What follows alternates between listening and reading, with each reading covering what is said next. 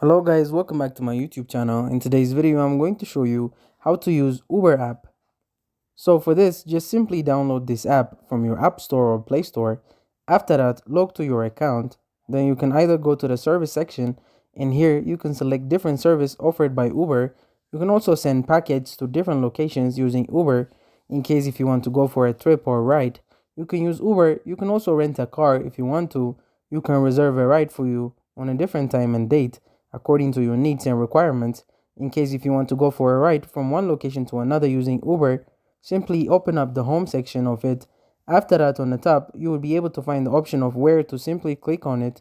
Then you can type the location of the place where you want to go. Simply select it. Suppose I want to go for this place, then I'll simply select it, and then Uber will search for different services available for me. Then you can select any of it, and after that I need to pay the amount. Either I can pay using one of the wallets, or I can also pay using other services. We click on the payment methods here.